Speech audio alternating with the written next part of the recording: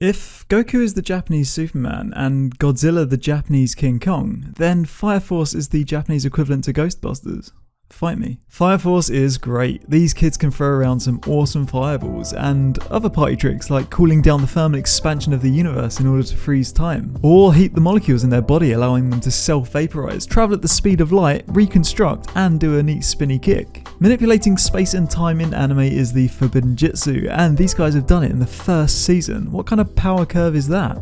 And I've just realised what the Adolla link is. We'll cross the street.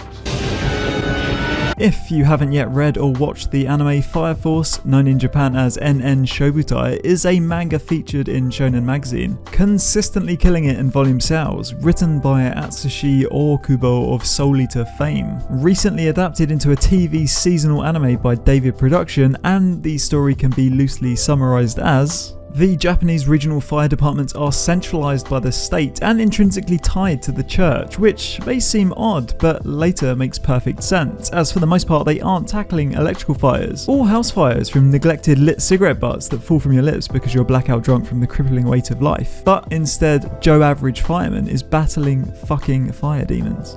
Obviously. Jumping into the review, let's start off with the story, notably one of the strongest elements to the show. The narrative is fairly tight, with plenty of weight on the overarching mystery of the series: who killed Shinra's mum and bruh? Supplementing that are episodic adventures and mini-arcs of self-contained stories killing infernals, allowing for world building and clues to the whodunit main story beat.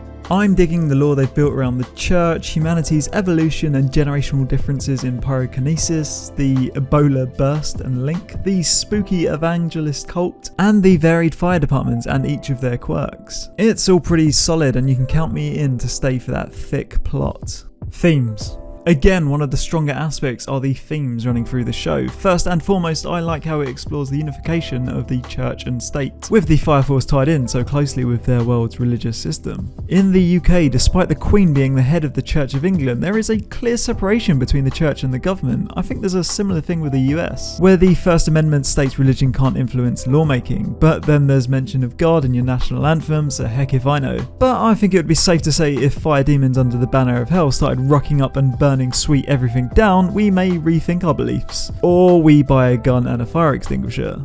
America. Themes of corruption within a governed system are a painful reality across our world, and it turns out it can be just as interesting when the corrupt corporation is a bunch of superpowered firefighters. Dare I say it, the internal investigations and interdepartmental friction are more interesting than the protagonist's "who killed my mummy" story. And my final thought on themes would be appreciating the take on cultism, which was inherent and unavoidable with the baddies in the show being called the Evangelists. Most obviously there will be a degree of brainwashing, and ultimately parallels a pyramid scheme with the top evangelist benefiting outright. Evangelists, Evangelion, Evangelists, Neon Genesis, Evangelion. Doesn't make any fucking sense. Characters. Shinra is a cuck, no enviable traits, and his only unique characteristic is a nervous tick that turns out to be not so unique.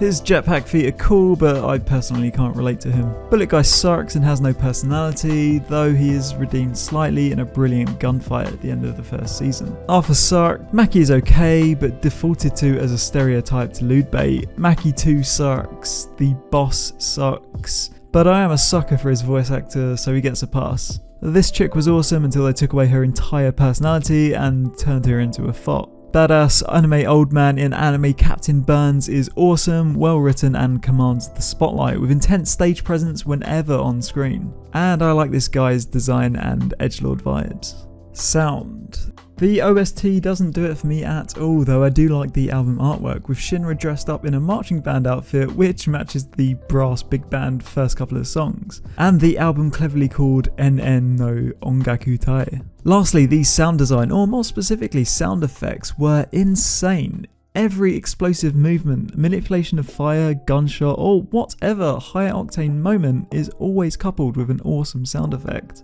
Visuals. The character designs are fairly well thought out and passable. The background artwork is great, but I'm not a fan of the minimalistic featureless faces.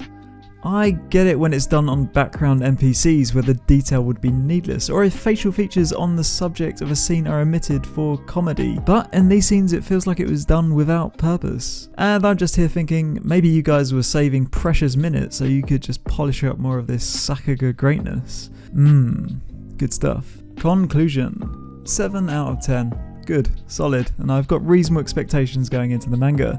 Better than Black Clover. Like, comment, subscribe.